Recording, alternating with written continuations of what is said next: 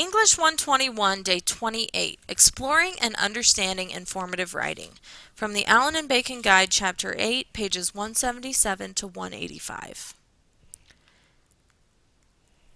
Informative writing is among the most common types of writing you will encounter in your day-to-day life. When analyzing informative writing, it's important to recognize that visual representations of information can be as important as the prose itself. These visuals might take the form of diagrams and charts, photographs and maps, tables and graphs, or basically any other type of visual text that you can envision. For the informative writing you'll be doing for this assignment, you'll be constructing a how-to, where the interaction between visual and verbal text is particularly important. See here how visuals help enhance the reader's understanding of the information being provided. When analyzing informative writing, it's also important to classify the type of writing according to the audience's motivation for reading the text. For example, when considering your audience, think about how much they need to know the information or why they are interested in it.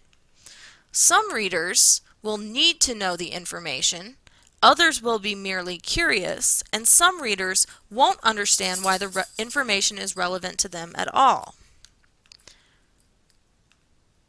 When considering audience, some readers will be motivated by an immediate need for the information. These are the readers who need to know. For these reasons, readers, you will want to emphasize precision, accuracy, and clarity because there will be dire consequences if the information does not come across to them clearly. This type of writing does not necessarily contain a contestable thesis because you don't need to prove to them that they need to know the information, and it often follows a chronological or all-about data dump type of organizational structure. For your readers who are motivated by their own curiosity about a subject, you don't necessarily need to provide a contestable thesis. Again, they're already interested, so you don't need to prove to them why they need to know the information. This type of writing also often follows a chronological or all-about data dump type of organizational structure. Some readers, on the other hand, may not be initially motivated by a need-to-know occasion or by their own curiosity. This type of writing is thesis-based and therefore aligned more closely with other kinds of thesis-based prose, because you need to convince your readers that they actually need to know the information in the first place. You want to bring the reader some new or surprising information and hook readers with an effective opening to motivate their desire to learn something new, surprising, or different about the topic at hand. In this way, your writing can use the technique of surprising reversal just as you would in a more persuasive type of writing.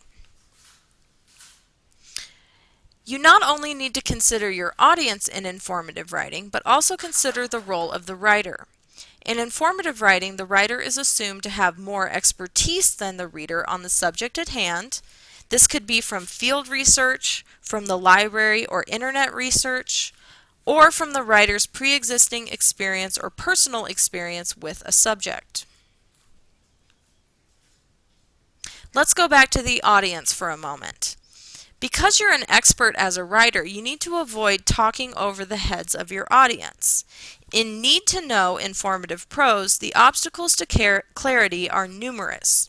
Your book refers to what's known as COIC, which is an acronym for Clear Only If Known. COIC can make your readers feel like inadequate outsiders in a piece of informative writing. One way to avoid this is by introducing humor. Humor welcomes them into the family of the confused, of which you as a writer are yourself a part, therefore finding common ground with your readers. For readers who don't need to know the information or who aren't curious, you can use surprising reversal, as mentioned, to hook their interest and prove to them why they should hear the information or why it's relevant to them. Try to arouse the reader's curiosity and then keep them reading by providing some new interesting information. As a writer, your first task is to hook the reader on a question and then to provide a surprising thesis that gives shape and purpose to the information that you are writing about. In this case, as stated before, you can use surprising reversal to push your thesis up against a counter thesis. So you can frame your essay according to this structure. You might say, many people believe an uninformed opinion, and then go on to state, I will show a more informed alternative opinion. This automatically creates a thesis with tension. But remember that surprise is a relative term based on the relationship between you and your intended audience. You have to understand your audience before you can be able to surprise them. Also remember that the surprising view does not have to be diametrically opposed to the common view. It just has to be something new or different. So try to create surprise by going a step beyond the common view to show readers something new. Also remember that you need to imagine an audience that's less informed about the topic than you are, but try not to condescend to that audience, but rather find common ground with their areas of misunderstanding. Follow these strategies and you'll be sure to execute effective informative writing.